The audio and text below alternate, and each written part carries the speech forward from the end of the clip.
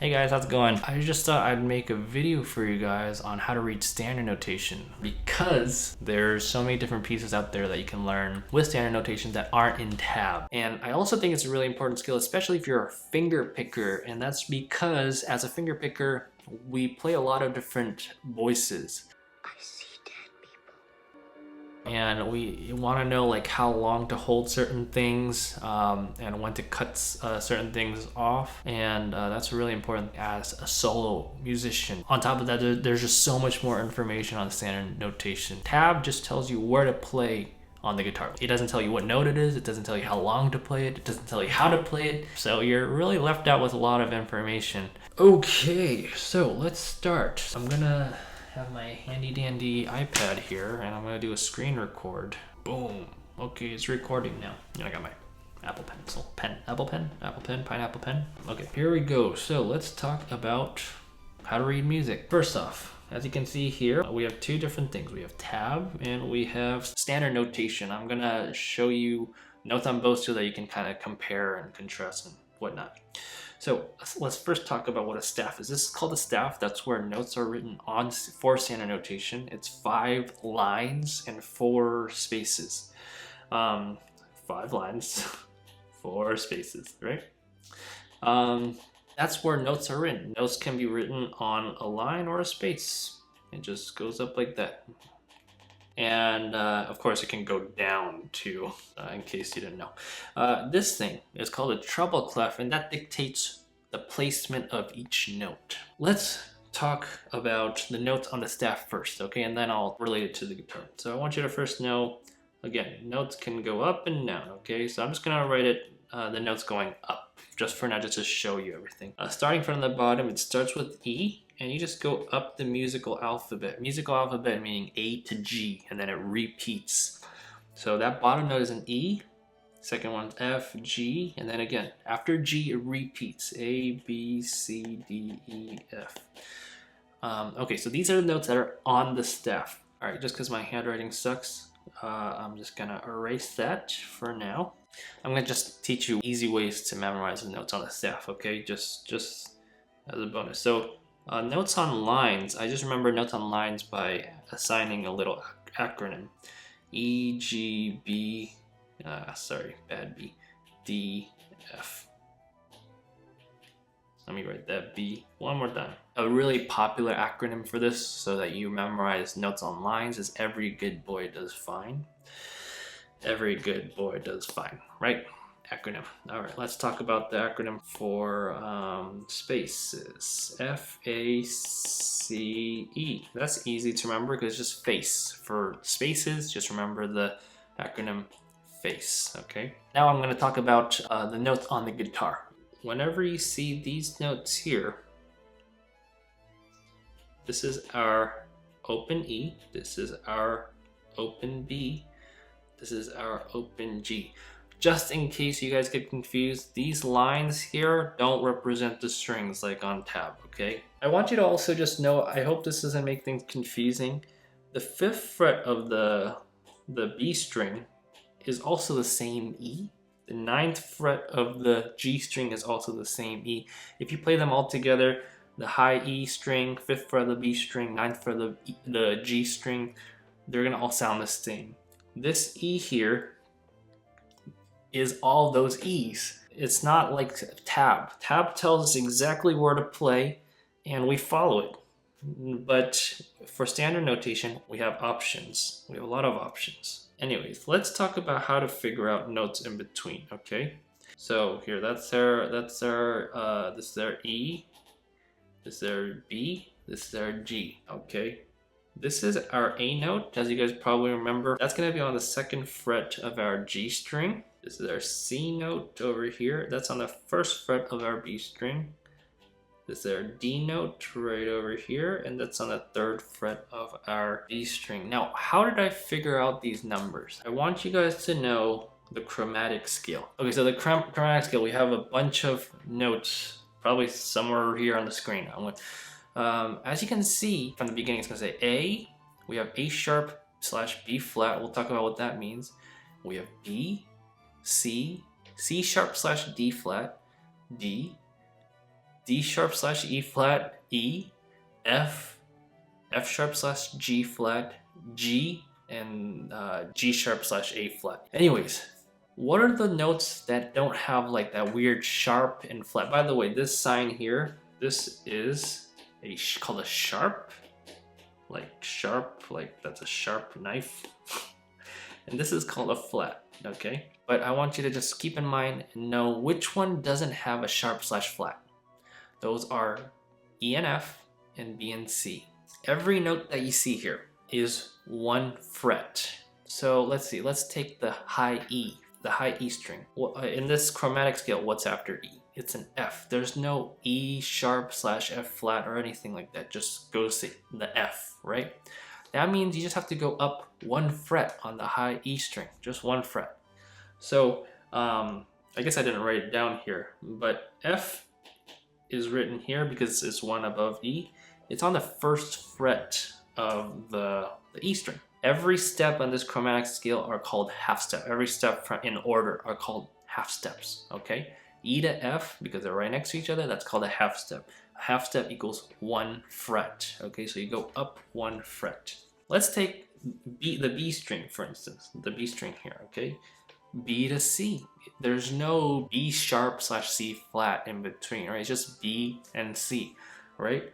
So in order to get from B to C, you go up 1 half step, meaning 1 fret. And that's why C is on the 1st fret. Okay, now let's take a look at C to D, okay? In between C and D, there is a C sharp slash D flat. So what does that mean? That means we have to go up to C sharp slash D flat. That's 1 half step, 1 fret. And then another half step up to D. So that's gonna be a total of 2 frets. So from C, which is the 1st fret of the B string, plus 2, add 2, right? Plus 2 frets equals 3rd fret. And that's why that's her D, okay? Let's try one more, okay? The G string.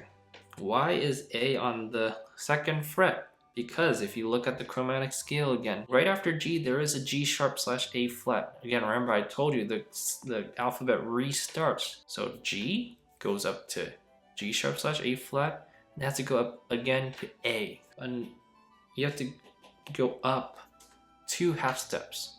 By the way, 2 half steps equals 1 whole step. This is just terminology for music. Okay, so that's how you figure out notes, okay? And then after that, you just kind of have to calculate on your own, and then, you know, you start to slowly memorize, you know, kind of where everything is on the fretboard. Let's talk about these sharps and flats, just so that you don't get confused. Sharp means to go up 1 half step. Flat means to go down a half step. So that's why there's, for instance, on G sharp slash A flat. So that basically means G can either go up a half step to G sharp, or A can come down a half step to A flat. But they are the same note. G sharp is the same note as A flat, and C sharp is the same as D flat. D sharp is the same as E flat, because they come meet at the same point, at the same note. Okay, I'm just gonna write the rest of the open strings for you. I'm just gonna write the open strings of the guitar. Sorry, that one's really low. Anyways, this is our high E string, this is our B string, our G string, D string, A string, and E string, okay? And then, you know, in order to figure out a certain note, you have to count up or down. We're gonna talk a little bit about how to count too, because in music, there's beats, right? Like if you listen to a piece of music, you know, you bob your head or you tap your foot, you know, that's our rhythm, right? That's our beat. So most likely what you're tapping to nowadays for pop music is something called a quarter note. And that equals 1 beat, right? Now there's something called a half note, which is equal to 2 beats. So a quarter note, you would count 1, 1, 1, 1, 1, 1. For a half note, you count 1, 2, 1, 2, 1, 2, 1, 2. We also have a dotted half note, which is 3 beats. 1, 2, 3, 1, 2, 3. We have a whole note that's 4 beats. 1, 2, 3, 4. 1, 2, 3, 4. Okay. We also have something called an eighth note, which is actually smaller than 1 beat. It's 0.5 1/2 of a beat. You would need to fill in one beat with 2 of these. And when you want to write 2 eighth notes, you write it, you connect them like that, by the way. And you count these as 1 and. 1 and. 1 and, 1 and, 1 and, 1 and, 1 and, 1 and. So it's a little bit faster, just so that you can hear it in context. Say that you have 2 quarters, and then, by the way, if you have like 4 eighth notes, you can combine them together like that too. So if I say that I'm going to count this guy right here, okay? 1, 1, 1 and, 1 and, right? So you'd have to fit in a beat with 2 notes. 1, 1, 1 and, 1 and. So I'm not going 1, 1, 1 and 1 and. I'm not slowing down. The beat is still 1, 1, 1 and, 1 and. There's smaller values of notes and stuff like that, but I'm not going to go over that in this video. I want you to look over here on the screen. I'm going to write something called 4/4, and that's something called a time signature. And a time signature is just a way to just a way to organize the beats in a song, right? 4/4 means that there's 4 beats in one what we call a measure. Do you see these boxes here that are kind of separated by lines? Those are all called measures, and we put in notes in these measures. And each measure, if you see this 4/4 sign here, it means that there's 4 beats in one measure. You can only have 4 beats in one measure, okay? So you can have any combination of 4 beats, of course. You can have 4 quarter notes. You can have a half note with 2 quarter notes. You can have a dotted half note with 1 quarter note. You can have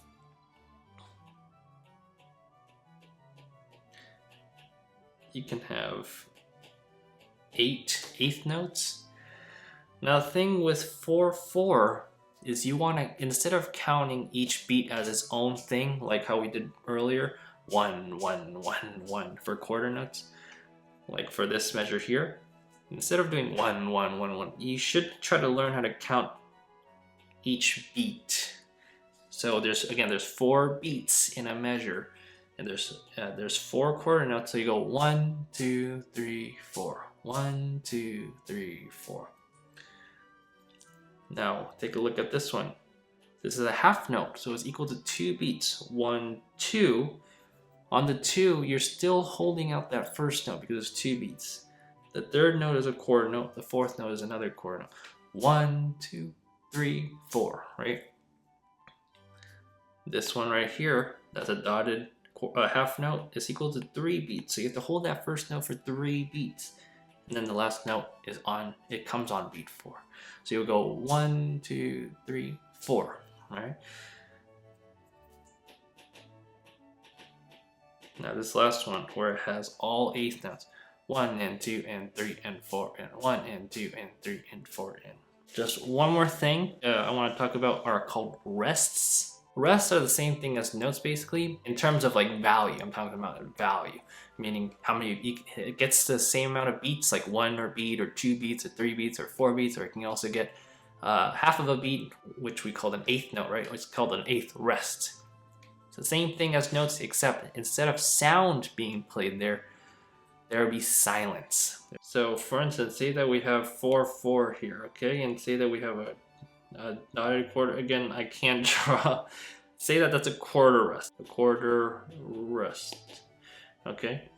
And then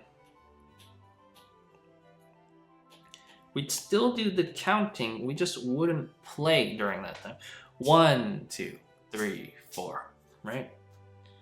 Say that I had I think this is a half rest, right? 1, 2, 1, 2, 3, 4. And you know, as you can see, it looks like a 7, that's an eighth rest. I think you guys get the point. We're gonna take a look at the first 2 measures of the tune Lagrima. Okay, now this is where it gets a little confusing. Over here, now it says 3/4. 3/4, basically, I just want you to know 3/4 means 3 beats in a measure. So instead of having 4 beats in the measure, where we go 1, 2, 3, 4, we're going 1, 2, 3, 1, 2, 3. All right, first let's figure out these notes. If you want to figure it out on your own, you can kind of figure it out and pause the video and figure it out. But I'm just going to tell you, this is a G note and this is an E note. I want you to take a look at this thing here. Now this is called the key signature. Now the key signature indicates what key we're in, but we're not going to go over that much theory just yet. I just want you to know whatever is going through the middle of this sharp, every note that is going through the sharp sign is going to be sharped. So in this case, every F that we play in the song, in this part is going to be sharped. Every C that we're going to play is going to be sharped. Every G and every D. So this note here, I know we figured out as a G, is actually now going to be a G sharp. Our G, as you probably know, is on the 3rd fret of our high E string, but a G sharp is just going to be 1 fret higher than that. So it's just going to be on the 4th fret of the high E string. There's no E sharp, so this is still just E, right? Now this is our open B string. Oh, by the way, these numbers here indicate which left-hand finger we use. 1 is our index finger, our fretting hand, 1, 2, 3, 4. 0 is just open. This is our open B string. Now, as you guys probably know, this is our A. In our sharps, we don't have an A, so that's just a regular A. This is F, but again, in our key signature, we have F sharp, so we have to make that sharp. Every note in the key signature, we have to sharp, okay? Our open B. This goes up to a high B. This is the 7th fret of the high E string. And this is our G. Again, every note, every G is sharped, and so on and so forth, okay? Now I want you to take a notice of something. The bottom notes here are all 8th notes, meaning they go 1 and 2 and 3 and. How about the top notes? They're all quarter notes. That means you have to hold these notes for a full beat. So you have to hold them over our 8th notes. So don't let them go. You want to hold them, okay? That's what that means. Same thing here. This note here is a dotted half note. This F sharp, you have to hold it for 3 beats. 1 and 2 and 3 and. This note is 2 beats. So we have to hold it up till there. And then we play this note. And then that takes over. While this stuff in the middle is just playing 8th notes. Now just one more quick thing and then I'll let you guys go. These signs here are referring to bars. In this case, we have a B-I-X, which means 9th fret bar. And this number right next to it, it says 4. That's just telling us to bar up to the 4th string. So we don't have to bar every single string. We can just bar up to the 4th string. One last thing, okay? Now I'll let you guys go for sure. This sign here, this is a natural sign. That means this A, which was sharped earlier over here, is now going to be a natural. For anything that's sharped, like they put an extra sharp in there that's not in the key signature that we talked about earlier, this thing over here, it's supposed to hold. So that means once it's written here, every A must be sharped after that. But over here, that cancels it. If you get confused by that, don't worry, just send me a comment. But again, this video is getting a little bit long. So that's just a really brief introduction into how to read music. I hope that makes a little bit of sense, at least. I know it's really confusing because there's just so many components. Thanks for watching. Make sure to like, because this is going to take me a really long time to edit. If you want more content like this, subscribe and leave a comment down below. If you have any questions, if you have any comments on how to make these better for you guys. Yeah, thanks so much. Take care.